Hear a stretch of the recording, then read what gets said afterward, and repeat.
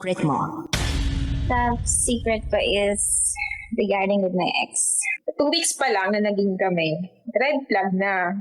Sinabihan nila ako ng yung mga single mom is mga walang kwenta. Kung saan kailangan na kailangan ko siya. Sa kanya ako iniwan. Pinili ko pa rin mahalin kita kahit yung mga araw na pati anak ko nasasaktan mo na, iniintindi kita.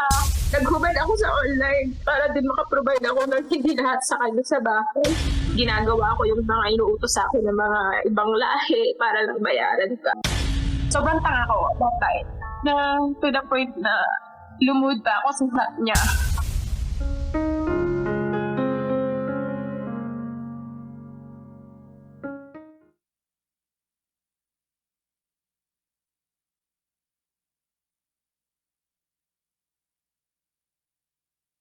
Madalas, kahit anong gawin mong pagsasakripisyo sa taong wala namang pagmamahal sa'yo, mababaliwala lang ang lahat ng paghihirap mo. Kabisyo, katulad na lamang ng ating top secret caller, na handa niyang ibenta ang kanyang dignidad, ang kanyang sarili, para sa taong minamahal niya. Pero ano ang sinukli?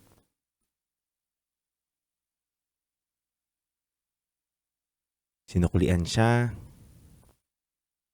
ng pang-iiwan. Naakala niya yung taong minamahal niya, inaalaya niya ng totoong pagmamahal at sakripisyo, halos ibenta niya na ang sarili niya, ibenta niya na ang dignidad niya, pero at the end of the day, iniwan pa rin siya. Hindi ko malilimutan yung linya niya na binitawan na kung kailan kailangan ko siya, doon naman wala yung taong minahal ko at inaasahan ko.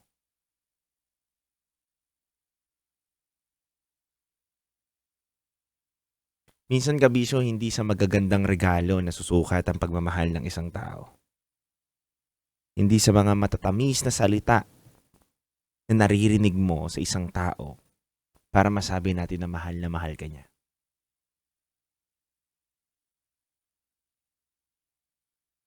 Habang tumatagal kayo sa relasyon, mas nauunawaan mo kung ano ba talaga yung kahalagahan ng pag-ibig ng isang tao. Yung tipong kahit wala kayo, yung tipong napakagulo na ng mundo mo, siya pa rin yung taong handang samahan ka. Yung taong handang ipagtanggol ka. Yung taong handang maniwala sa iyo hanggang dulo. Hindi dahil meron ka, kundi mahal ka niya.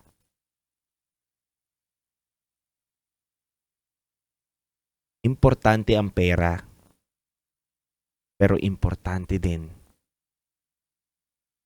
yung taong kahit wala kayo, handa ka pa rin niyang mahalin. At yun dapat ang hanapin mo. Mga kabisyo, halika na, tumungo na tayo sa patikim ng Rocky's Secret Files with Titan Jello ngayong gabi na to.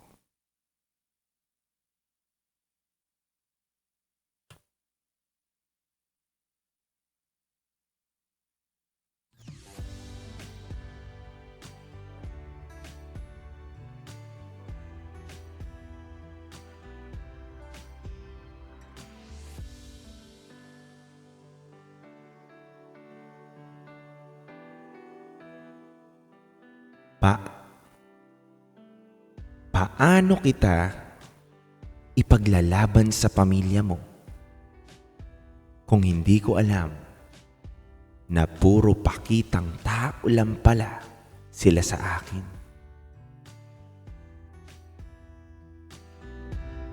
Ang hirap pagmahal ng pamilyang hindi ka naman kayang mahalin.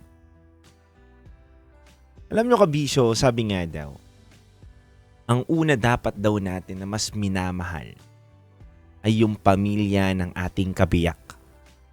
Yung pamilya ng ating partner, boyfriend or girlfriend, dahil given na namamahalin ka ng partner mo o kabiyak mo. Kaya nga kayo naging Kaya nga kayo nakabuo ng relationship Dahil alam nyo na mamahalin nyo ang isa't isa. Pero ang mahirap ay yung mahalin ka o tanggapin ka ng totoo ng pamilya ng partner mo. Alam nyo kabisyo,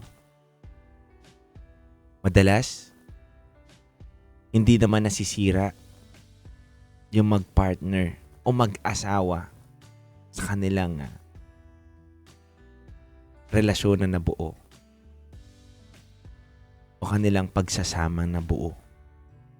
Minsan, nagkakagulo sila hindi dahil sa sarili-sarili nila o kanya-kanya nilang problema, kundi dahil sa pamilyang involved sa kanila.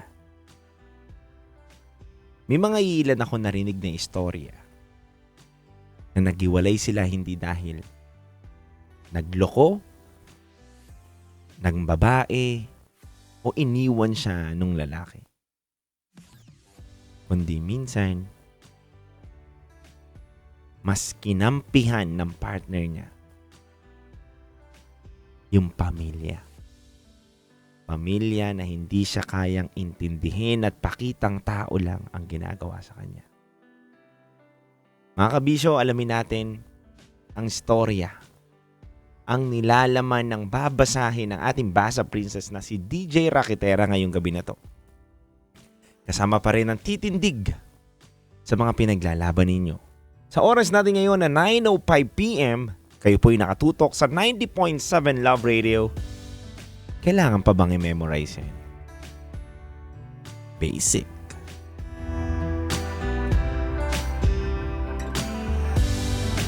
Halo-halo ang nararamdaman ko. Kinakabahan ako, natatakot ako, gusto kong tumakbo pero hawak niya ang kamay ko. Iba't ibang babae, iba't ibang conversations.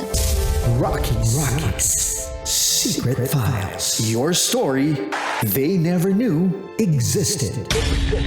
Tinuruan niya ako kung paano maging isang mahusay na kabit. Yung puso ko parang sinasaksak sa sobrang sakit. Rocky's Secret Files.